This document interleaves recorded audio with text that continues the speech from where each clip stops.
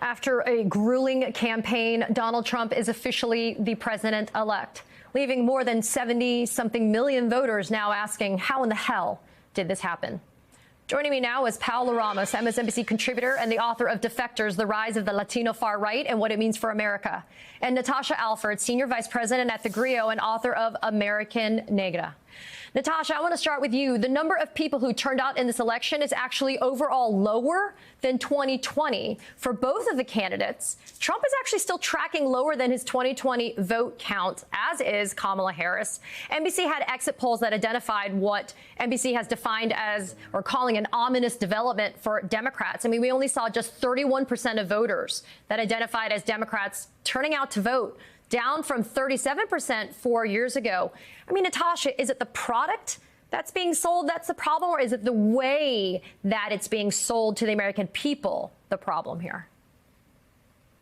I think one of the main things that we can look to in this moment is the power of the internet and the power of media consumption and the way that it's changed. Frankly, there were a lot of messages that were directed through legacy media that sometimes didn't reach people. You know, this is a different time that we're living in. And so you have people who have maybe cut the cord.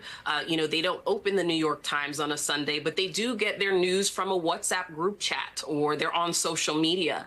And on the right, Republicans have intentionally and very, very carefully created disinformation campaigns, and they have filled that gap, so to speak, to reach people. And so often there were critiques of Democrats, there were critiques of the Biden-Harris administration that didn't have exact answers on the left, right? There weren't direct responses that could really match the disinformation and the effort to sway how people were thinking about this election. And so when people had to choose between the couch or coming out, there were some folks who weren't compelled enough. They didn't know actually how to make a decision between the two candidates. And the question of democracy being enough, doing the right thing being enough, for some of those voters, it just wasn't enough to get them out. Paola, my friend, you and I have spent a long time leading up to this election talking about those disinformation campaigns, especially on Spanish language media platforms. You've been pounding the pavement, speaking to the Latino voters, talking to them about these issues. You've written a book about it. You've done specials about it.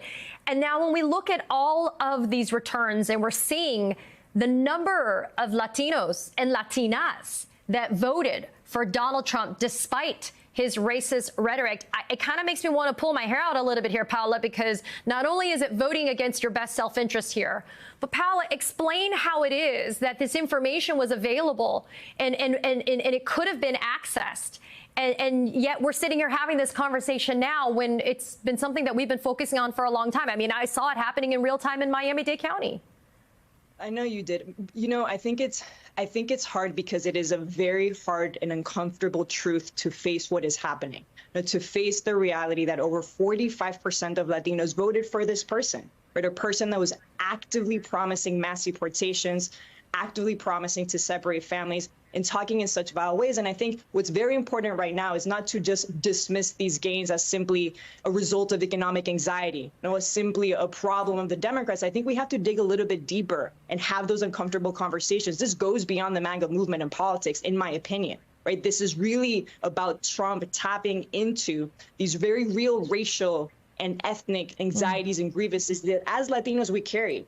And through this movement, that in and of itself sort of was able to expose that we too can carry anti-immigrant sentiments, and we too can carry anti-Blackness, and we too carry a form of traditionalism that really, really resonated with Trump's culture war messaging, particularly, Katie, I have to say it, because I saw it time and time again, particularly the anti-trans message. That message, of course, coupled with the anti-immigrant message, but the anti-trans message was able to invoke a very specific moral panic among some Latinos that felt so deeply threatened by the way that these patriarchal norms were suddenly evaporating in the United States. And I think that, I have to say, was very powerful.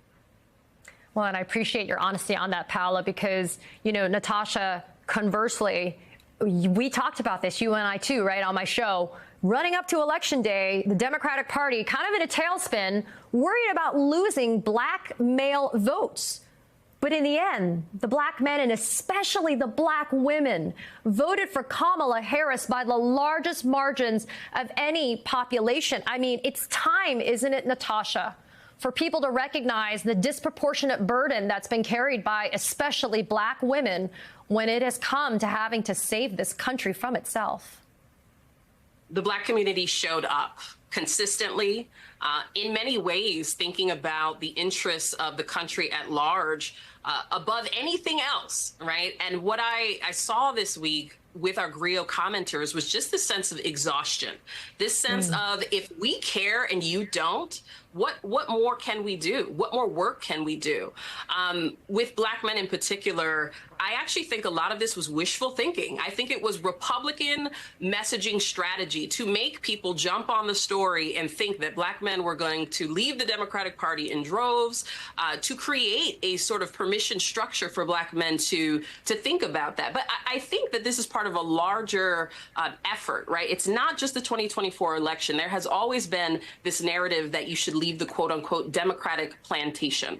So it's not a brand new recruiting effort. It's just a matter of how people are being reached. Now, there were some black voters who did see that attraction to Donald Trump, and the divide and conquer strategy, this idea that you are somehow, different from other people, you deserve certain things. He played into all of those anxieties. And the one thing I'll say as somebody who's both black, African American specifically, and Latina, right, is that when we have the Latino conversation, we have to talk about the complexity and diversity of the Latino community.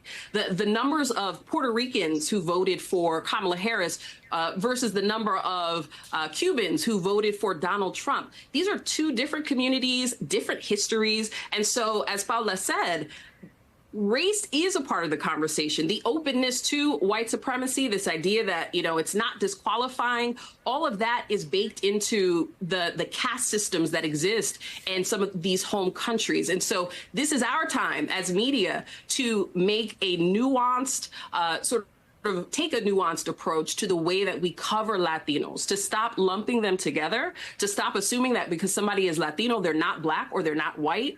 Tell these complex stories, and then we will not be as surprised when these results come out. Paula, I do need to, amen, Natasha, you're right. But B, Paula, the other important thing is I have a fear. My fear is that we now retreat into silos, where we kind of feel like we can't have the coalitions that helped lift all of us. And it's not because I don't recognize the hard work's been done disproportionately by certain communities. But my concern, Paula, is that without recognizing and being honest and having these conversations, that we now will just sit in our corners and say, you know what, I'm going to lick my wounds and you have to pick up the laboring oar now because I'm tired. I don't think Democrats can afford that, and I hope that they will understand from these results that they have to dig into these conversations and have to understand, to everyone's points here, how race is at the core of all of this. My hope, though, is that something similar will happen to what happened when we saw, I'm sorry to use this word, but under Operation Wetback, right? Under Operation Wetback, what happened is that suddenly at the beginning, a lot of Mexican Americans that were at the beginning in favor of those deportations, within 3 years, they understood that those deportations also were affecting them and their communities and their mixed status families. And so from this form of darkness, the type of darkness that we are about to see, we will have to confront whether or not we feel compassionate enough and driven enough to come together. And we're about to see the response to that. Well, I like to say we all have the better angels, and I've got two of them I'm looking at right here. Natasha S. Alford, Paula Ramos. I'm so grateful, and this is the beginning of many conversations the three of us are going to have about how we fix this and we move forward.